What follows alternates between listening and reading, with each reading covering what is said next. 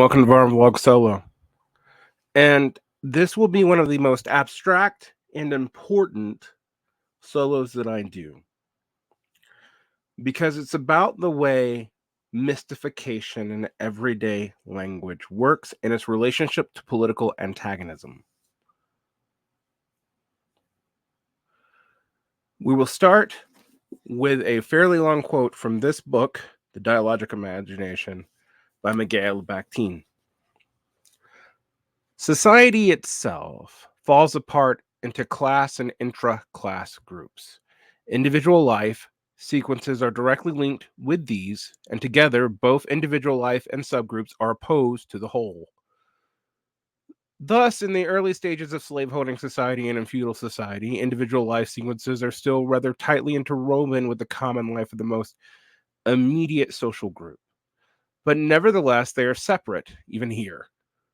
The course of individual lives, of groups, and of the socio-political whole do not fuse together. They are dispersed. There are gaps. They are measured by different scales of value. Each of these series has its own logic of development, its own narratives. Each makes use of and reinterprets the ancient motifs in its own way. Within the boundaries of individual life series, an interior aspect makes itself apparent. The process of separating out and detaching individual life sequences from the whole reaches its highest point when financial relations develop in slaveholding society and under capitalism. Here, individual life sequences take on a specific private character, and what is held in common becomes maximally abstract. The ancient motifs that passed into the whole individual life narratives here undergo a specific kind of degeneration. Food, drink, copulation, and so forth lose their ancient pathos, their link, their unity with the laboring life of the whole of the social whole, and become a petty private matter. They seem to exhaust all their significance within the boundaries of individual life. And as a result, this severance from the producing life of the whole and the collective within nature, their relinks with the life of nature are weakened, if not severed altogether.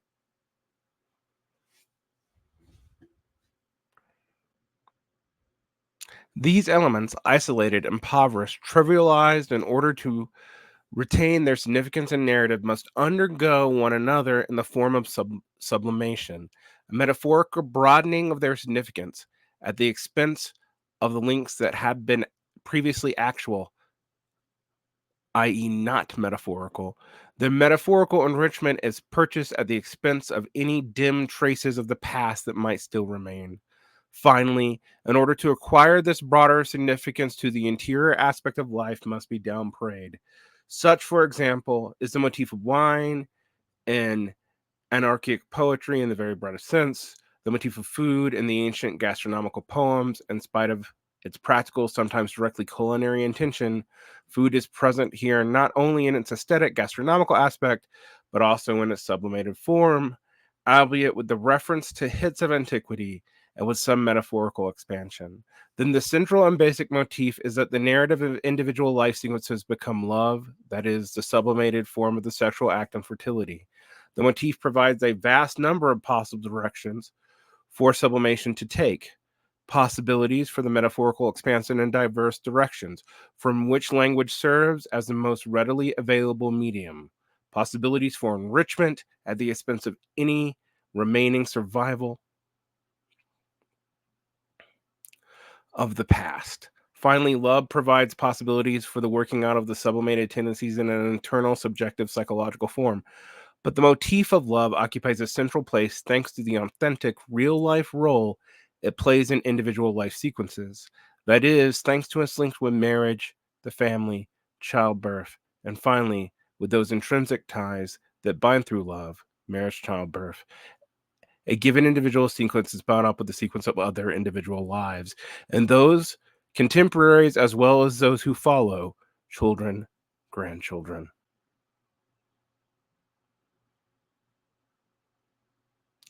And with the most immediate social groups through family and marriage.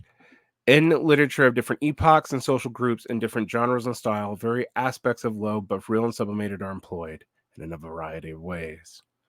The motif of death undergoes a profound transformation into the temporary sealed off sequence of individual life.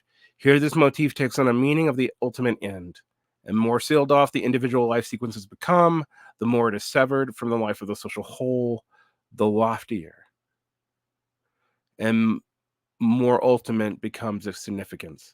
The link between death and fertility is severed, the sowing, the maternal mons, the son, as well as the link between the new birth of life, with ritual laughter, with parody and clown.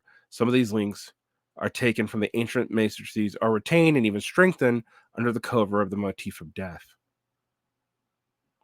Death, the reaper, the harvest, the sunset, the grave, the candle, etc. But they bear a metaphorical and mystical religious character.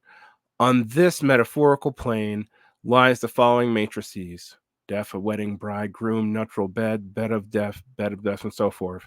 But on both plane of metaphor and that of religion and the mystical and the individual life sequences, as well as this interior aspect, the motif of death comes to bear its sole meaning of motori, a faded in. It assumes a function of consolation, reconciliation, rationalization. It does not surface as a phenomenon that is not in the collective labor and life of a social whole, with the link of death of the earth, the sun, the birth of the new, the cradle, and so forth, with the authentic and real. In the individual sealed off consciousness, which applies to all categories to itself alone, death is only an end, and as such deprived of any real and productive associations.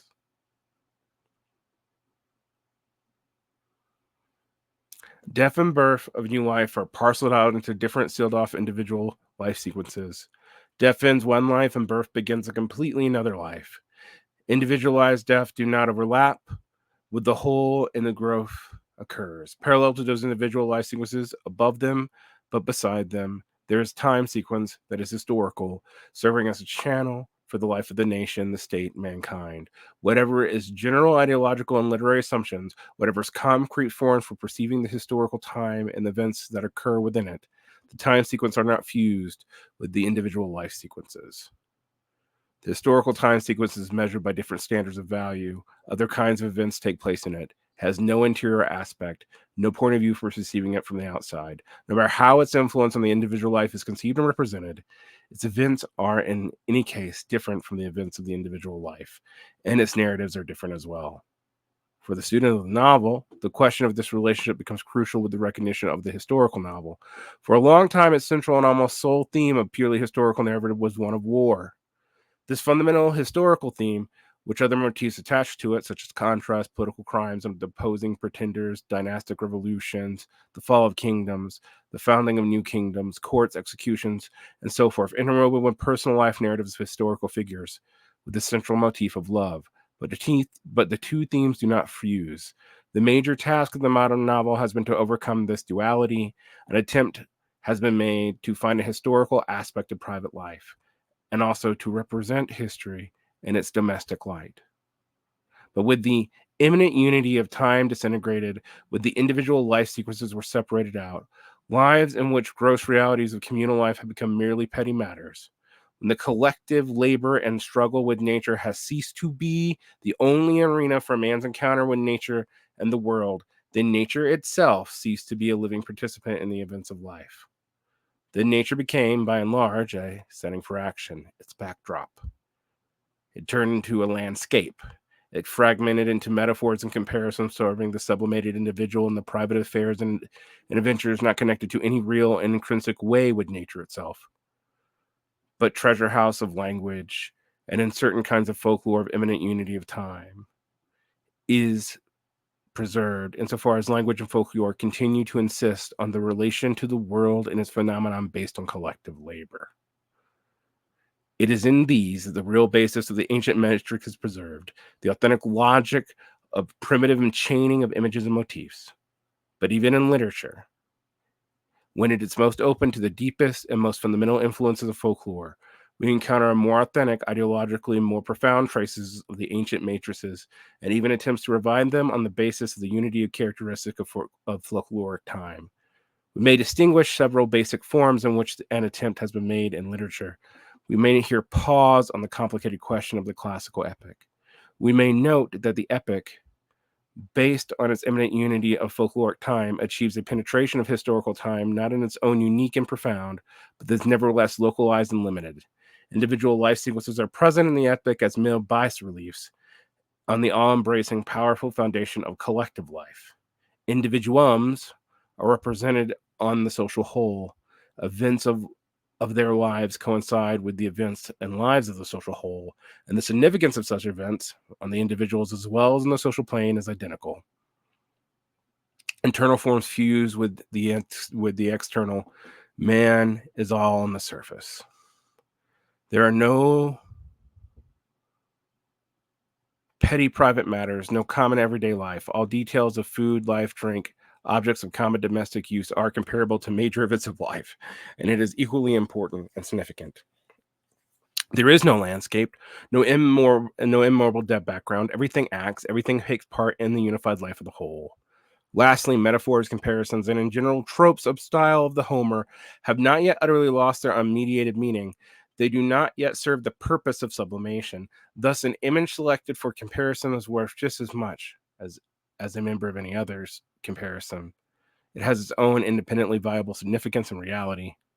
Thus, a comparison becomes a dual episode, a digression, as in the comparison of Homer. Here, folkloric time still stands in the communal conditions, close to the conditions that are given its birth. Now, that is mostly about the way we perceive literature. But the movement from immediate to the more abstract has to do with the internalization of life. If you look at the work of Richard Seafort, he talks about this in the context of both Hellenistic philosophy and Buddhist practices with the developments of concepts of property. But what does that mean for you and antagonism? Well, what we see here is universal significant abstracts such as love, death, freedom, equality, solidarity, fraternity. They are more and more individualized. People hear those words, and there's 1,000 epistemologies, associations that go with them.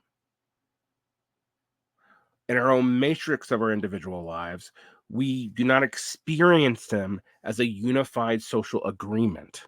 No social agreement exists.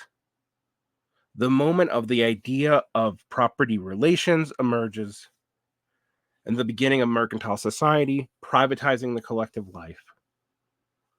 According to Bakhtin, and in some ways even in classical historical materialism, one sees very clearly the fragmentation of what we imagine these abstractions to be.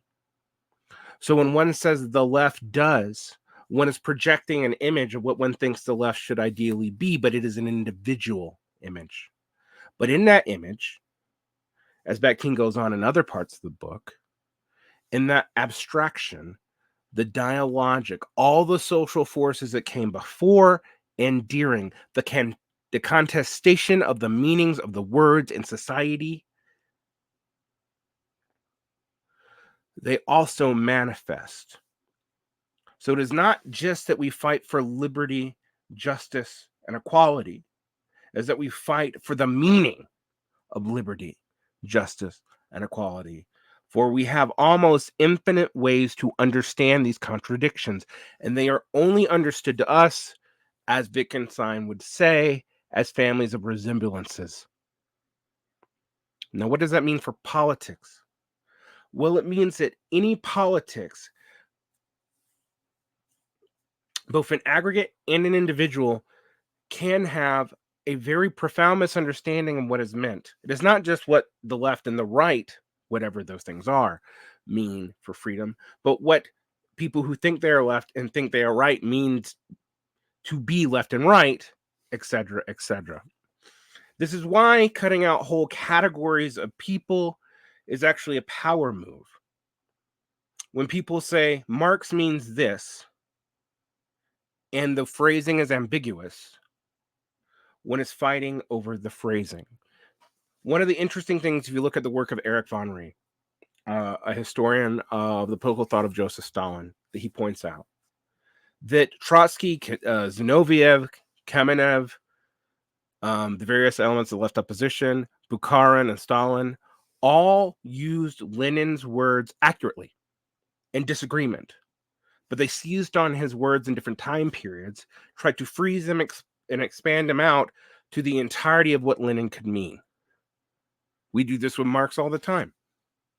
When someone says, Marx says this, and they don't give you a citation so you can contest the claim, that is a power move. Because there are 1,000 epistemologies and reading traditions. When someone says the law says this without the citation of the statute and without dealing with the interpretation of the case law in time and its various courts, etc., that is an assertion of power as much as anything else, not an assertion of truth. We will always fight within each other to build unity, but we are fighting over the meaning of what we are fighting for. The idea that this would be organically obvious, if it was ever possible, it's only possible in the deep past, when our sense of usage and belonging is more immediately tied to our immediate social whole and the way that we produce and reproduce our social world. It is both an economic and, one says, religious ideological question. It will always be contested. You should know this. And when people just assert something, make them back it up, because how they back it up is not just proof of truth. It is a kind of battle. It is an antagonism. There are multiple truths here. When it comes to abstraction, we only have a family of resemblances. We know what freedom is not what it is.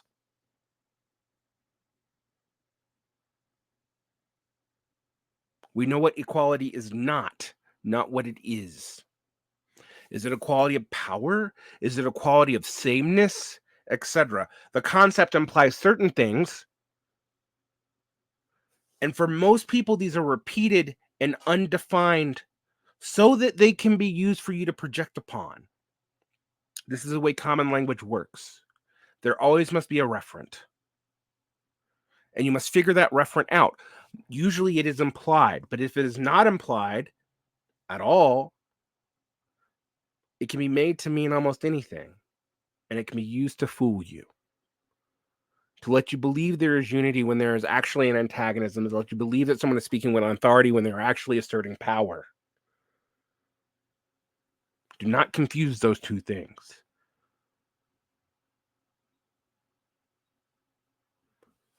Protect your peace, like and subscribe, hit the bell. Have a great day.